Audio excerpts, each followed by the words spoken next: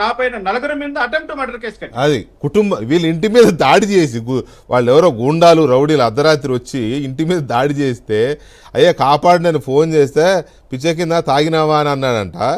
మరుసటి రోజు పోయి కేసు పెడితే మొత్తం వీళ్ళ కుటుంబం మీదనే రివర్స్ అటెంప్ట్ మర్డర్ కేసు పెట్టాడు. ఎందుకు ఇది నేను చెప్పానంటే, ఇవాళ కోడెల శివప్రసాదరావు గారి మీద నేను అనవసరంగా కేసు పెట్టానండి, నాకేం తెలియదండి, విజయసాయిరెడ్డి పెట్టమన్నాడండి అని ఒక ఆయన వస్తాడు. అయ్యో ఆ మీడియా వాళ్ళు ఎవరో నాకు తెలియదండి, మా ఎస్ఐ గారో సిఐ గారో చెప్తే నేను కంప్లైంట్ రాశానండి అని ఒక ఆవిడ కానిస్టేబుల్ గారు చెప్తుంది. ఏంటివి మరి? వీళ్ళని ఏం చేయాలా? అది నేను రామకృష్ణ గారు అందుకని మీదే ఎగ్జాంపుల్ మీకే చెప్పాను, నాకు ఆ రోజు బాగా గుర్తుంది కాబట్టి. సో ఇప్పుడు చెప్పండి. వెంకటకృష్ణ గారు, వాస్తవం చెప్పాలంటే నిజంగానే అదేదో కడుపు చించుకుంటే కాళ్ళ మీద పడుతుంది అన్నట్లుగా ఉంది మా వ్యవహారం.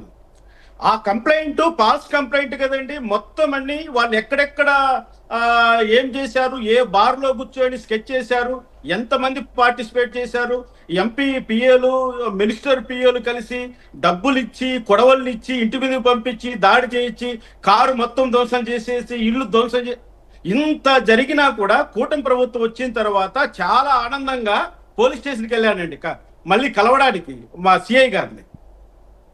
ఒకటే మాట అండి, సార్ ఇది చాలా కాంప్లికేటెడ్, నా చేతుల్లో లేదన్నాడు.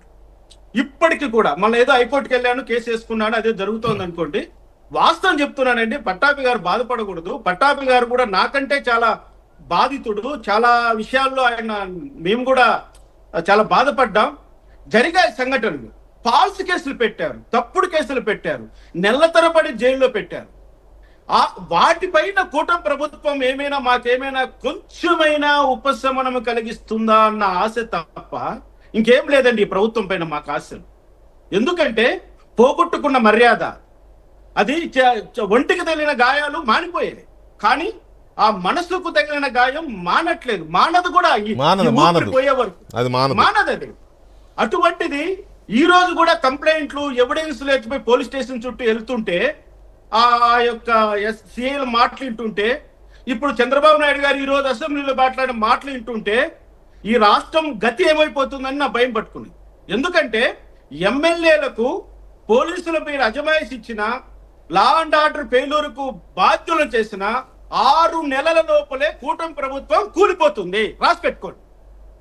ఎందుకు ఈ మాట అంటున్నానంటే, ఈరోజు ఏదైనా జరిగింది అనుకోండి, అంటే లా అండ్ ఆర్డర్ ఫెయిల్యూర్ అంటే రోడ్ల మీదకి వచ్చి పెట్రోల్ ట్యాంకర్ ఎక్కి గొడవలు చేసి మాస్ కిల్లింగ్ కాదండి. ఇక్కడ లా అండ్ ఆర్డర్ అన్నది ప్రతి వ్యక్తికి కావాలి.